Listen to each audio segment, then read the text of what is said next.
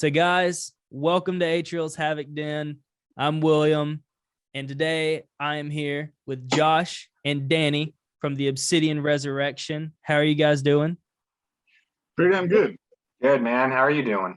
I'm doing well. And also, Josh is the founder of Metal Inc., which is become a behemoth.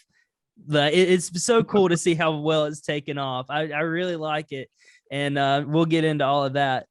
But I guess to begin with, guys, like, how did y'all meet, and what was the beginning of Obsidian like? Like, what's the roots of Obsidian? It was a cold, dreary evening. Yeah. Danny and I, we've told this story a few times now. We pretty much met at work. Well, not all of us, but at that time, like half of us worked at Round Table Pizza. Yeah. But Danny knew Dimitri prior to that, though, from school. They knew each other before they met me, though. So I met them while at work. We were just discussing metal bands over just constant like conveyor belt line of making pizzas, just trying to beat that mundane aspect. Like, okay, let's talk, so start talking about music, I got you. So, like, what do you guys play in the band, by the way? I play bass. Bass. And I play keyboard, synthesizer, and a little bit of cello. A little bit of cello. All right, that's badass. What the fuck? Who are y'all's influences? Well, it's kind of eclectic. Personally, I have a lot.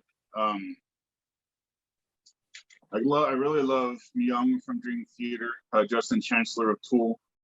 I try to bring that into what I play, but since we're a lot heavier than those bands,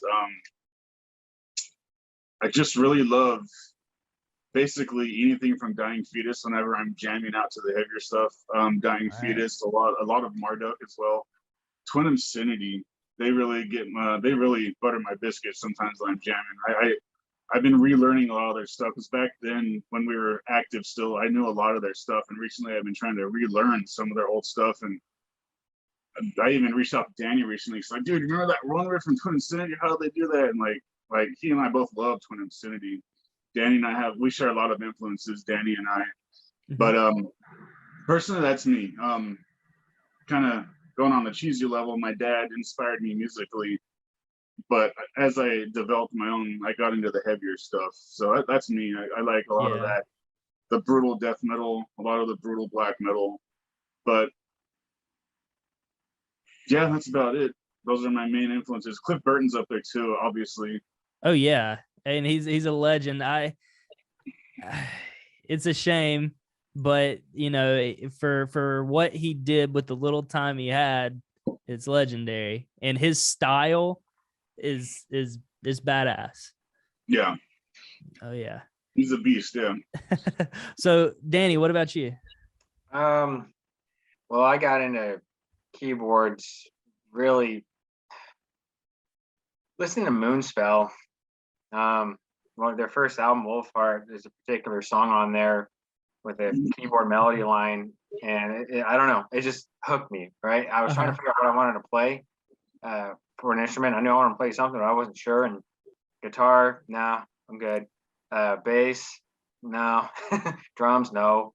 I was just trying to figure my shit out. And finally, I don't know, I was just listening to this particular song called Erotic Alchemy. I've said this before, and it just, the melody line to it, I was like, that's it. It just clicked, right? That's it. So definitely them. But I would say I'm really big on Arcturus as well.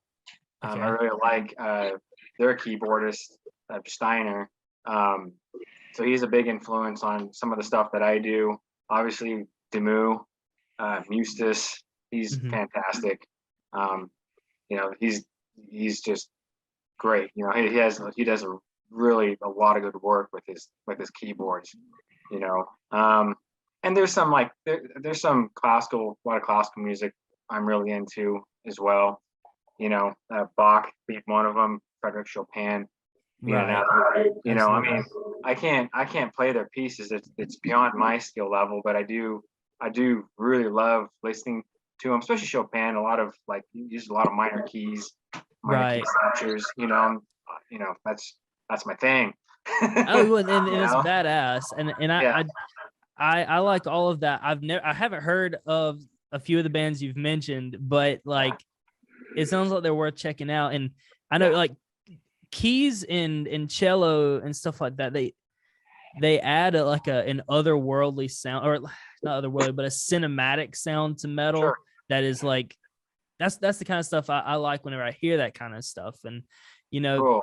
I, I need to indulge into more of it, to be honest with you. So you guys have both been with Obsidian since 2005, right? Earlier than that. Earlier. So like the band kind of started whew, 2000, 2001 maybe. I know I was fresh out of high school. I Yeah. graduated in 99, so I think it was like 2000, 2001, yeah. Yeah, because Dimitri and I we met sophomore year, and then I think it was like could have been late sophomore or junior year when we actually all got together and started meeting in a garage and just trying to jam or just try to put something together, and it just kind Yeah. of evolved, I guess you can say. Our biggest problem in its early stages, we never had a drummer. We just That's could not find one of it. the hardest things Yeah. to find. If you find a good drummer, you keep him. You do everything to keep Exactly. him. Yeah. You hold him hostage. Yes, Yeah. for real. Yeah. So, okay, I'm genuinely curious. This is a definitely for me question. As for all of Atrial, see, our favorite band growing up, and it always has been Slipknot. You guys were in the prime era, graduating, going through high school, it seems, of when they were just starting. Did Right. y'all hear about them, and what was the take on them from guys who are listening to metal at that time? From like going into or like high school to just getting out of high school, that age frame. I have to know for my own guilty pleasure here. Well, okay, so like with me, that's kind of how I got into metal. I didn't know anybody else who was into it. I just kind of discovered it myself. Freshman year is when I started to get into music, on my own. So like I got into Korn, the Biscuit, Slipknot. I'm just trying to find my way. I'm just trying to find my way. Yeah. And so, but it's like I started, back in the early days of, the World Wide Web, the internet. You didn't have a whole lot of resources. There was a couple of websites. One of them was called the Gauntlet. The other one was called blackmetal.com. So anyways, listening to Slipknot, and I was just trying to find more. Where can I find more music? And then I think I was just thinking about this earlier. I think one of the first like underground death metal bands I heard, it was Deeds of Flesh. I've never heard of them. Yeah, they're underground. Excellent. And they have, and the first song that I saw or heard was a song called Lustmord. And I heard it and I was like, what? this totally sounds different from I would like go back and forth between like that and Slipknot, and I'm trying to listen to like the music of each. And Right. These are Flesh. They're fucking brutal death metal. Machine gun blasting. There's a lot going on with their guitar playing, drums, and then you go back to Slipknot, and it was obviously with them being more mainstream and whatnot. It's like this is totally different stuff. This shit is fucking heavier. Yeah. And it kind of snowballed. I discovered a lot of other bands through both websites, Twin Obscenity being one of them, Moonspell being one of them, Malevolent Creation being another, Opeth being one of them. Some others, man. I try to find like a sound clip of them because even back then it was hard to find their music. Right. They just didn't have a whole lot. So that's kind of how I got into death metal, black metal, extreme metal, underground shit. That's how I got it's just the natural progression of just trying to find. You listen to something heavy and it makes you feel something, so you just gotta. I think that's with a lot of us guys. You want to find more. Yeah, absolutely. I don't know. I was like that for a little bit of time, trying to find heavier and heavier. And then for me, it's like I ended up always coming back to the bands I kind of started with. And I always thought the heavier and heavier stuff was cool and it was fun, but I just kept retreating back to the, Slipknot, which they are heavy, but my era is considered trash to what you guys had. I mean, I like literally my high school days were like Asking Alexandria, Black Veil Brides, and like all these other bands that were they were big in that 2009 to 2015 era. And I mean, they're still big, but like it's a whole different thing. Like you guys have legendary bands that y'all kind of were able to grow up with. Oh, we still had our garbage to deal with, man. Like in our time, there's I don't know if you know of them, but what the hell is it called? Him. Yeah. Oh God. His Infernal Majesty. Yeah, I think is what they're. Yeah. Our deal with drummer that in would high be school. hating this. Oh, that's his favorite band. Oh, really? Yes. Yeah, I dealt with that in high school because I was into actual goth metal. Like Typo Negative was one of my jams. I fucking loved it. Yeah. And then this new crap comes out with him. Sorry, but I know it's okay. I don't they're care. trying to claim that they're goth metal. I'm like, no, you're not, dude. What the hell is this crap? You know? So Weren't they more emo? Weren't they more like emo? more emo, Yeah. Stuff. Yeah. Something that I can picture the vampires from Twilight listening to. Right. Yep. That's a pretty good call there. And by the way, I don't hate to say it. Asking Alexandria and Black Veil Brides, I loved them. I loved them a lot growing up. I was a secret, but I actually really did like them. And as I've gotten older, Hey, we all have our secrets, man. it's fine. It's fine. It is what it is. It's just the territory of whenever you're growing up and what you're listening to. Absolutely. Gosh. So tell me about the first EP you guys have that you did. What was the process of making that? How long did it take for you guys to come up with? And why nothing else after? Because that shit was so good. I don't think you guys understand that. Like, I loved the EP you guys did that I was sent on Soundplate a while back. Well, thanks, man. that's cool of you to say. So here's that. Technically, I guess is not our first EP. We have something prior that has no drums on it. Okay. And we recorded that to try to find a drummer. So no drums on it. I tried looking for it amongst my collection. I've got a binder case of like just random CDs from way back in the day, whether it's like backing up files from my computer or whatever. I can't find it. I don't think anybody else has. I have no idea what could have happened to it. But so so we used that to try to find a drummer, which eventually it did pay off. Right. So there's that. But the EP that you hear was recorded in our friend's garage. He had a little mixing station, and we just kind of did it, and we had that, and see, afterwards we had those 3 songs plus we had a couple of others, but we decided just to go with those 3 songs because they're more complete, I guess, than the others, I suppose. I don't remember. I don't remember, but so that was done in 2005, and then eventually, we started playing shows, and then at some point, Dimitri, he moved back to Arizona. And so at that time, it was like it would be very difficult to try to be in a band and actually tour and be successful at that time. It's not like how it is nowadays, where technology has just really progressed to where you can be in different parts of the world and still have a band together and just put out material, be able to communicate, back then it wasn't like that. It'd be more difficult. So eventually we parted ways with them. We tried to find a replacement. But it just didn't happen. And eventually the band was dissolved in like 2006 or something like that. So, and then, and from that point up until last year, almost a year ago, there was just a gap of just nothing, Well, what was the comeback? What made you guys kind of reconvene and say, let's do this again? So Go for it. okay, sorry, Josh. About a year ago, Alex and I were messaging each other, and because I'm up here in Washington, Josh and Alex are still in California. I still like to keep up on friends that are down there, and I'll message them every so often. So I message Alex and we start talking. Start talking about music and whatever, and then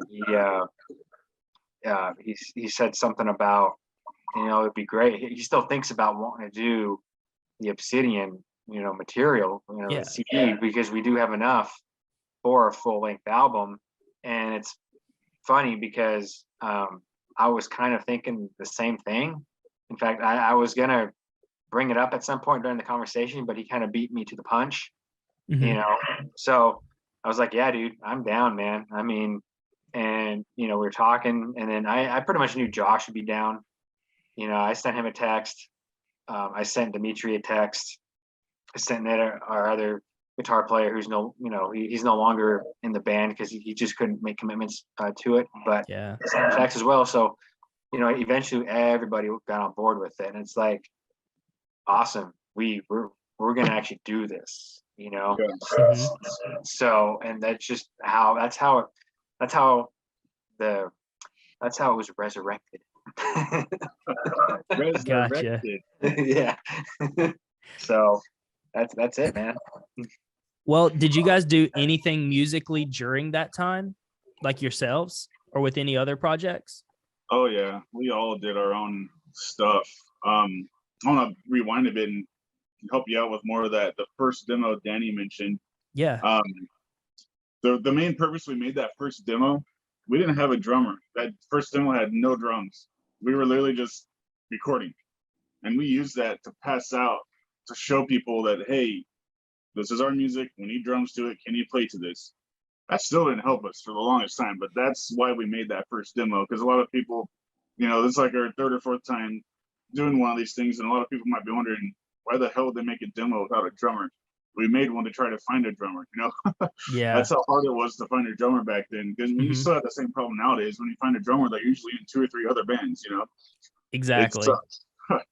But yeah, we were all doing musical stuff after Obsidian. I was a band horror for a while. I was in a band called Heresy, Zombie Death Stench, Barrel Domine, The Monolith, Demon Reich. I was in a ton of bands. I helped a band called Dark Cathedral for a little bit. It felt good playing, but it never felt right because Obsidian's always been our baby. I think that's kind of how a lot of us feel. Like, it was fun doing music with all of our other friends at the time, but it just didn't feel right. Because not only was Obsidian our baby, but in the back of our mind, we're going, we have a whole fucking album just collecting dust that we aren't doing anything with. It sucked. So did you also feel like it was better than what you guys were playing in at the time, the material that you had for Obsidian? Well, that's the one thing, because you're kind of biased, because when you're in your first band, that's your baby. Actually, Yes. Obsidian was my second band. I was in a band called The Prophecy before that, but Obsidian was the one where I really took root, and that's like, dude, this is my shit.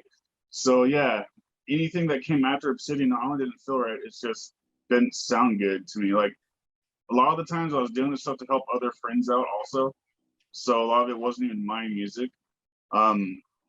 So yeah, nothing personally to me sounded as good as Obsidian did, or the Obsidian Resurrection. Right. Goodness. I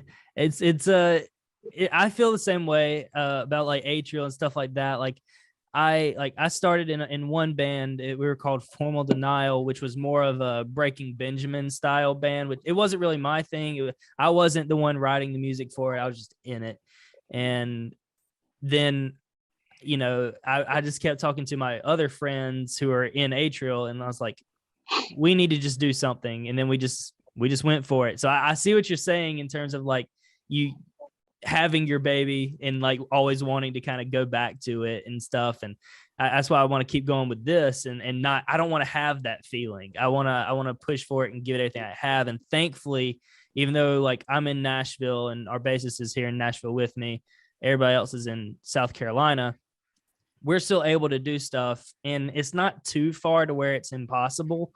So Right. we have scheduled shows to where it's like South Carolina to Nashville and everything. So it's kind of like starting one place, meeting, and it works for us. But I see what you guys mean. So, Yeah. but yeah. So Danny, what about you? What about any projects you were a part of in between? After Obsidian, me, Alex, and buddy Nate, we formed a band called Imperium, and we came out with a demo, the 3-track demo. But that's just, you know, it lasted for, gosh, maybe a year and a half, maybe, and then it just kind of, and then it dissolved, and then after that, it wasn't until let's see here. I tried out for another band that was located in the Central Valley called Rebel's Mother. They had lost. This is during Obsidian, so I was kind of doing both, you know, and so they had lost their keyboard player because he just wanted to pursue classical music. Yeah. So they wanted. They asked me if I wanted to, you know, jam with them. I was like, sure, I'll jam with them. So I did that for a while, but it didn't last very long. I got, you know, we jammed maybe like, I don't know, the 3 or 4 times, and that was pretty much it of that. And then afterwards, I want to say back in 2014, about 2014, Alex, you know, our drummer now, he had started another project with a good friend of his, and it's called Lunar, which, you know, Alex still does. That's his thing. That's his solo project. Back then, it was him and friend Ryan, who played guitar and sang, and they wanted me to play keyboards on their EP, on the EP, and I was like, yeah, I'll do that. So it's a 3-song EP, and, you know, we recorded that, and that was actually, you know, less than a year before I moved up to where I'm at now in Washington from California, you know. So and then afterwards, after moving up here, man, I haven't done anything. In fact, you know, I moved into an apartment, small ass bedroom. I couldn't fit my keyboards in there, man. So that's actually the reason why I got into cello, because it's like I want to still be musically active to some extent. Right. You know, I play. You know, again, I'm not playing guitar or bass. I'm not gonna pick up the violin. I'm not gonna do that. And then I thought the cello, and it's like, you know what? I think that's what I'm gonna do. So I picked up an electric online, came in a kit. You know, it's a hell of a lot cheaper than trying to buy an acoustic and not wanting to do it. And now you're out, you know, a couple $1,000 minimum, you know. So I picked up this cello, and I started taking lessons, and then that's how I got into that. I get that. Our drummer Christopher, he was a drummer, like, you know, me and him, we actually started playing drums together whenever we were like young. We had the same drum teacher, and, you know, I eventually started playing guitar more, and that's what I stuck with. And then whenever we went to college and we wanted to do something, he was in an apartment and couldn't play drums. Right. And I was going to school for music stuff in South Carolina. So I had a drummer that I could work with, and he wasn't a metal drummer, but he happily did the trick. And so we taught our drummer, Christopher, how to play bass. We taught him for months, and it was like thankfully our first little EP we did, that's the only time he played, we made it super simple, and it was very easy. But I know what you mean. Like, you having to pick up something else because it's just the situation. You're wanting to play music. Right. But yeah. I mean, you just gotta keep on. Yeah. So, I don't know. What's next for you guys? Do we have any timeline on the new material currently? We're aiming for this year. That's the goal.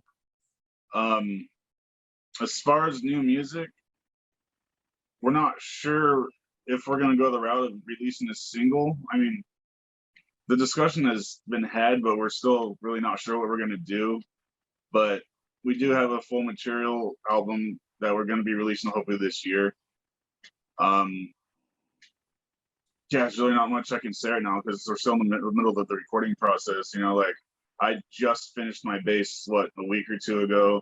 Right. Alex's drums are done. Danny's got a couple songs left. Dimitri is, I think, tweaking one of our songs, and then he should be ready to go for recording guitars. As far as I know, we have all the vocal arrangements set for the songs, but that can change at any time, you know, because once the songs are recorded and you hear all the pieces, you're like, maybe we can do something cool with the vocals like this, you know, that can always change. But you know, the pieces are there. They're gonna just have to be put together. We have some few surprises we're gonna announce later on about the album too, but all the pieces are there. It's just our goal is hopefully this year, you know. I gotcha. I'm looking forward to it. Like, I think you guys should definitely release a single or two beforehand to hype it up, because I mean it's been years coming. Like, just that gradual just boom. Like it'll be cool. Yeah, it'd be nice to have something like fresh. Something new. Like Danny and I are so goddamn tired of this demo. Dude, you have no idea how tired we are of this fucking demo, man. Same 3 damn songs. I get it. But you guys obviously, like, I mean, Obsidian's gonna have an audience from the get-go, like, because of, like, I mean, I guess this can transition a little bit into the Metal Incorporated stuff. Like, what you kind of built there, Josh, it's a really solid community and interesting concept that's it's changed as time has gone on, and there's going to be a lot of people listening and a lot of people from all over, so it's going to be cool to see what happens for you guys. Like, and you're not just starting with normal people listening, well, you are, but you're having musicians and other people who have different types of connections and different things. Like, it's gonna be interesting. I'm really excited about that. So how do you feel? Like, are you surprised? I guess you shouldn't be surprised if you put a hell of a lot of work into it, but like, how do you feel about Metal Incorporated where it's at right now? It's been a journey, dude. Like, I just recently revealed my latest major speed bump to our group chat. This would be like the 6th or 7th iteration of my plan, my goal, my idea, my dream of what I want this to be. I was kind of screwed over on a lot of things, and I kind of felt like I was at my wit's end recently, because I straight up asked the group, what ideas do you have for me? My ears are open. I need help. You know, like, shit just keeps either getting in my way or people keep screwing me over and taking advantage of me, and I'm sick and goddamn tired of it. And luckily, some individuals, did we time out? What was that? It was some type of thing saying some type of 40-minute thing. We're okay. I believe it's still recording on my end. All right, we'll just fix that.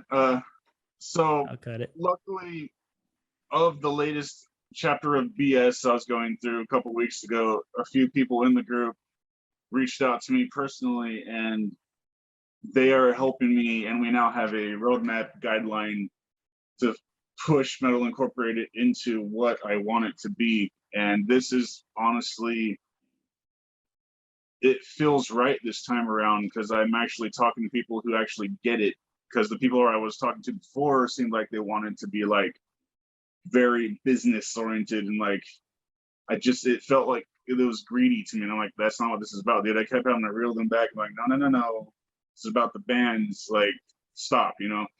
But this time around it feels more organic, and it feels like we're all on the same page. So there's going to be some big announcements from Metal Incorporated once we get the details ironed out as well. I can't talk about it now, but things are going to happen, and it feels good this time. It does. But it's been a trip seeing it grow. It's only been 7-8 months, I think.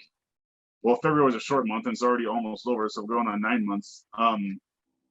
Yeah, it has grown leaps and bounds, and it's going to continue to grow because of all the ideas I have in here. They're going to happen. I'm ready to see where it goes. Like I remember when you first sent me that message and trying to set it up, and it was cool, and so fast it just Like became that. overwhelming.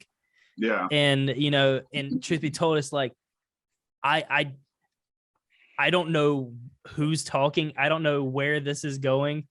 I'm gonna like just if you send me a direct message, I'll do whatever. But anybody else, I do not know. So I'm just gonna hold off. So I'm glad to see it's gotten legs and you were able to navigate it. Like, cause that was it probably got a little wild pretty quickly. And I don't want you to have to get into all the stuff if you've been screwed over a few times. I could only imagine what's kind of transpired there. Oh, there's been times where I just needed a punching bag right then and there just to take my frustration, just get a picture of that person's face and like, boom, But well, yeah. I mean, what bands are a part of it that you didn't think? Like, I remember there was one band, I cannot remember the name of it. They were pretty big. It was like, who are the bands that you've kind of looked up to that have joined or been a part of it in some way? I'm sorry, I think my phone broke up. What was the question? Who are the bands who have joined Metal Inc. that you didn't think you'd ever talk to them in that way? Like, or that you've looked up to? Honestly, I've said this before in the group chat, Scarab. I love Scarab. My friend Sam introduced me to them long time ago. And I just reached out to them just on a whim. And sure enough, that same night they joined. I love Scarab. I own all of their albums. That was a really good one. The ones that I'm glad joined early on, because they also kind of helped me. Like, I was a complete noob with social media. I'm a dinosaur. I don't fuck with social media really. I use Facebook to piss off people and stay in touch with my friends and family who aren't in the area. I'm a shit poster. But so bands like The Cage in Your Head, Vocor, Sadistic Force, Moloch, the OG bands back then, Zach from Mortal, Mark as well. Mm-hmm. They taught me the ins and outs of Instagram and how to do things nowadays. And they also taught me about how to really promote your stuff with DistroKid and things like that. And that's what got me saying, okay, there is a community nowadays still, it's just different than what I'm used to, because we're used to doing it in person. Like back when Obsidian was playing shows, we would go to our local shows and pass out other bands' CDs, demos, their flyers for their upcoming shows, and they would do the same for us, like a community. And since we're not a live band, we don't really have that. So I kind of wanted to form that in a way with Metal Incorporated, and that's when I reached out to those bands. And then that's around the time you hit me up, because you said you liked what you're hearing and you brought up your playlist, and that's how we kind of started meshing and talking. And so that's how I kind of formulated my ideas with Metal Incorporated. I was like, well, since I can't really do the street team thing right now, like we did back in the day, it would have to be an online thing. And the wheels just started turning, and I just got my notebook out and started scribbling.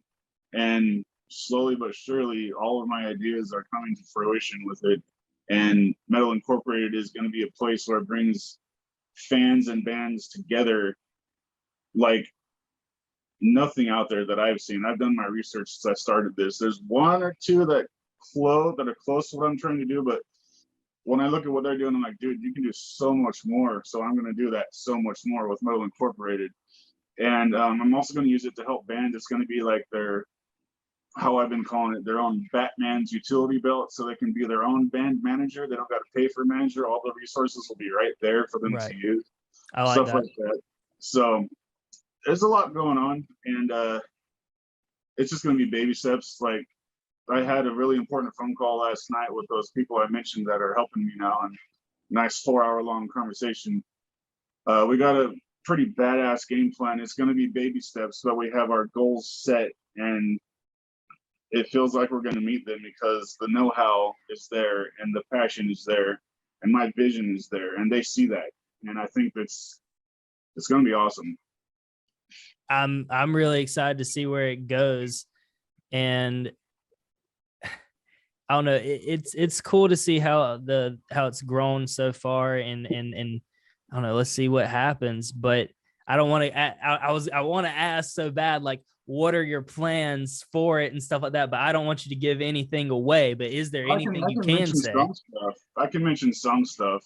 We're going to be working on the website, obviously. That's going to be there.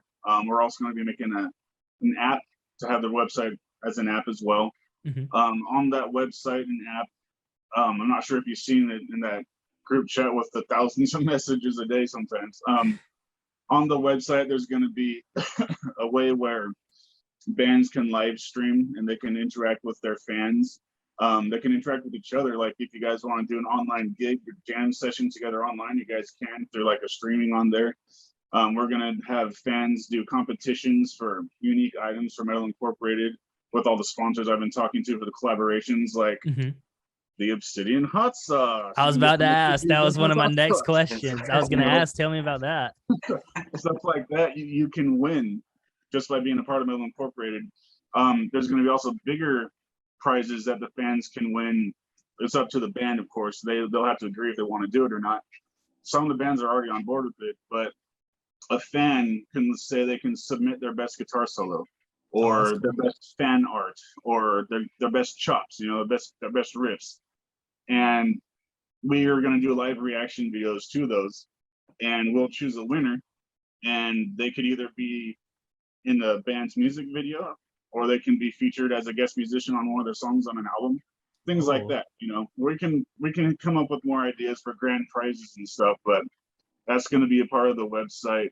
It's going to be a place where bands can put all their touring information. The bands can interlink and play shows together with it through that website.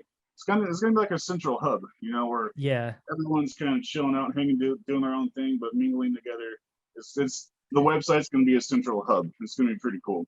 That would be really cool to see, like, everybody like register on there. Like, I know for like Atrial, like, we book all of our own shows and stuff, and that is the hardest part. And reaching out to bands in different parts of different states, like having to find bands, and then bands drop off, and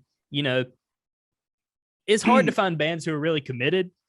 And I would love to see where that would go, with that being like a central metal hub, like everybody kind of in the metal community kind of gravitates to just kind of get to know each other, build each other up, feature on each other's stuff. I know for a fact that features are going to be like one of the biggest things in terms of like growing audiences, like exposing each other to new things and new, like, that's just the way to do it. And even we've talked about trying to do that with other projects and stuff like that, but I don't know.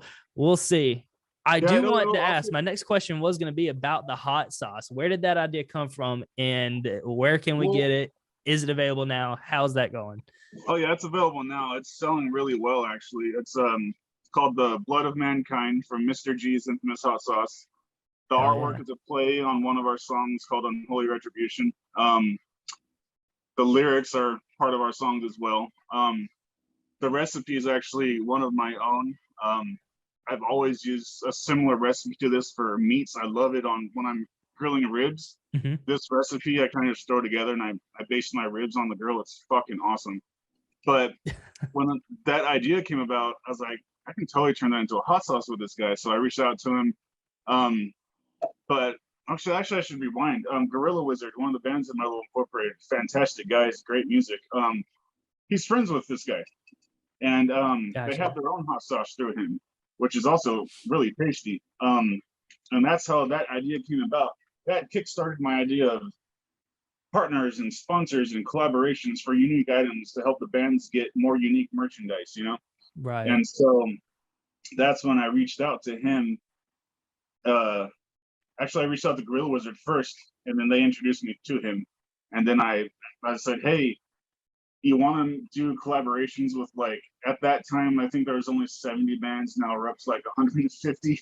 But I told him, what Metal Incorporated was, and asked if like he wants to do any band collaborations for, have their own unique hot sauce, and he was totally down with it from the get-go. And that just kick-started the idea, like we're cool with the True Metal Grilling guys. Metal bands can reach out to them, and they can actually collaborate with them to make their own barbecue grilling rubs, spice rubs. Right. I'm cool with the Sky High Scoville pepper farms. They're actually helping out this guy with some new peppers for his hot sauces. Six City Breweries is my friend's brewery. He's opening soon. He's going to be collaborating with us so bands can make unique beers with him. We got Headbanging Wines in there to make unique wines for the bands. Just really cool, unique items, that kind of merchandise that's like, hey, this is not exactly something that's going to be in our merch booth, but you can get through our merch store, but it's still something you can collect for the bands if you're a fan of, Okay. So just another way to help these companies and the bands get another way to get their stuff out there, let people see them, Yeah, other ways to be seen, other ways to monetize, which we hate talking about it, but bands, it's the nature of the beast. It's expensive for bands to do things. It would be nice to not have to always come out of your own pocket to pay for these things. Yeah, but exactly. I was gonna ask or say I have one more question for you guys. I ask all my band members this. You guys are the first ones I've actually like been able to interview. I was supposed to have another one, but you guys are the first interview outside of my band that we've had, and I'm stoked it's you guys. For the Obsidian Resurrection, what are your realistic hopes and what are your biggest dreams for it in terms of where this next project will lead you? What will happen? What are your dreams for this project? Like, it can be crazy, like to the moon. Do it. Danny can take this first, so I got to think about that. Everybody thinks that you think about playing on stage in front of people and stuff like that. I'm not trying to put you on the spot, Danny. Don't want to put you on the spot. And by the way, this wasn't coordinated. I just realized we're both wearing beanies. This wasn't planned. I always have my beanie on. Always. Hey, I wasn't feeling my Irish flat cap. I decided to go with the beanie. Gotta go with the beanie sometimes, man. Man, as far as like hopes, I just hope that we're able to continue after this CD, honestly. Just try to, on a realistic level, I would like to keep playing music with, the band. That's yet to be determined, but hey, I get it. Yeah, because it's it's the studio project, and so we'll see what happens with that. Yeah, that's where I'm at with it, man. Honestly, hey, I haven't really thought like 10 years down the road or anything like that. Hey, it doesn't have to be. You know what I'm saying? So right. that's just kind of where I'm at. What about you, Josh? What do you think, man? You kind of pretty much nailed it. I would like to continue after this. That's yet to be determined, though. It would feel good because going back to this band being our baby, it feels comfortable. It's like, slipping into that warm bed and being comfortable again, like it's cozy. I would like to continue it.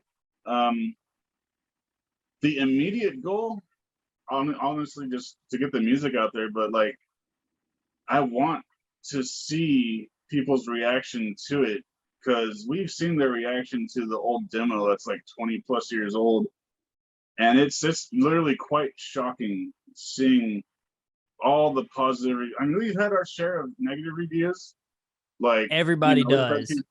Yeah. Everybody gets negative reviews. I get negative comments daily. Just about it happens. Yeah. But the positive reviews have far outweighed those, and it's been kind of insane, because this music, I guess it's really aged well. That's other than the production, because we literally just plugged in and recorded. We have no mixing, no post-production. Like something Danny and I have always said in these past interviews with other people is, we were a young, hungry band. We just wanted to get in and record because we didn't have a drummer for like 4 years, and we had all these songs without a drummer. And when we finally got a drummer, we're like, learn this shit right now. We want to record, you know? And literally, Alex stepped up to the plate and he knocked it out of the park. He impressed the hell out of us, and he did it. He did a fantastic job on the demo. And so knowing people like that old material, I want to hear how they react to those songs now, because we're giving this album the full studio treatment. It's gonna be something we're not gonna release this until we're all 100% proud of it. But just going by off of what we share in our group chat, because we share tons of files back and forth, because we all live in different states, and going by what we hear in our group chat and the files we send to each other for feedback from each other, some of the shit we've been listening to, we've all were like, dude, that shit gave us goosebumps. Like, I want to know what people think of the new material, and that to me will be satisfying. If we don't continue as a band after this, that's fine, as long as I know people like what we did. But I would like to continue as a band, since we're just an online studio project. Yeah. I don't see why we couldn't. Yeah. It doesn't really get in the way. I mean, it kind of gets in the way of our personal life, but not too much to where it's overbearing. Yeah. If you're passionate about it, you've got to make time for it. Right. Otherwise, it will drive you nuts. Yeah. We're not playing live, so we don't have commitments to scheduling, planning a tour with bands, this and that. We're not going to do that. It's just, if we were to continue, guitars would be written or whatever, and then they're going to be programmed using Guitar Pro, and then from there, that'll be our scratch track. So then, we'll all have copies, and we all just kind of work on our own parts and just kind of go back and forth, kind of like what we're doing now. Right. So. I was supposed to wait and record my bass until the guitars were done, but I'm like, bro, I'm ready now. Yeah, well, this is like my first time dealing with like MIDI guitars, and my mindset of before actually starting this whole process was like, I'll just wait until the guitars are done, recorded, and then I'll go off of real guitar. Yeah. But then upon like after listening to the songs on MIDI guitar, it's not so bad. But then when Alex recorded his drums, that really like changed my outlook on it. It's like, what, I can write to this stuff. It doesn't bother me one bit. It doesn't, so that's kind of, that's what we've been doing, man, so, and it's going to be so satisfying when after Dimitri lays down his guitars, being able to hear real guitars over what's a MIDI file right now, you know? So, and then his vocals, and then I think it's going to be awesome once we hear everything together for the first time, so. Feels like the first It's going to be awesome, guys. And I know going back, you said like, people are acting like this hasn't aged and stuff like that. It's because it hasn't. I feel like metal is one of the only genres where music just doesn't age at all. Right. It's like something made whenever metal was like Black Sabbath. They're one of they are still just as relevant in metal today as they were when they started. So absolutely, like metal is just one of those things, and that's what's great about it. So what you guys put out then is still just as relevant now. And I believe that once you guys put out this project, I know the response is going to be good. I feel like it's going to be. I mean, just if that EP is that good and this is going to be a studio quality, it's going to be bangers after bangers after bangers. And I don't know. I just feel like you guys are going to be motivated to do more no matter what. You're like, they like that. Well, we got this. So like, I think something cool is going to pop off. And I really hope that things keep moving along as best as possible. Same goes for Metal Inc. Something I've always been wanting to say on these interviews, and I finally have a chance to say it. I'm going to quote Jason Newsted. this album is going to be all thriller, no filler. As it One of my should be. favorite That's a things. good quote. I like that. Yeah. But yeah, both of these, it's really exciting to see how not only Metal Incorporated is growing, but Obsidian, because we're all older, and watching us grow as musicians in this group chat, it's really interesting. I've said this before. We don't have that band room, obviously. Our band room is the chat group. So the magic is kind of different. But knowing that we still have ways to hear what we're playing, it's interesting seeing us now as compared to back then, because it just seems like we have more clarity on what we want these songs to be now, you know? Like back then, it was all pure energy and raw. We're retaining that pure energy and that rawness. In fact, one of the songs, it became more beastly. Like one of our songs is just, it's faster. Mhm. It's, dude, recording that song, I felt like my arm was gonna explode. I was like, no. I know that feeling. Like my left hand was just like, oh my God. But you know, doing it nowadays when we're more mature, it just feels, it's more chill, you know, it's more comfortable. Well, I'm excited for you, and hopefully it being a relaxed environment, it'll make it even better. There's not the pressure, hopefully isn't. That's what it Yeah. is. The pressure's not there. Yeah. Being a studio band, you kind of have your own schedule, you know? Yep.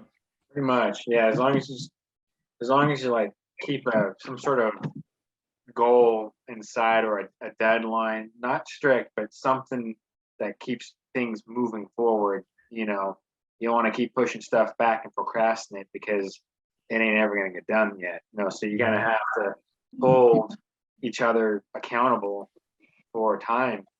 You know, so, and that's fine. You know, things are slow, but they're moving. There's progress.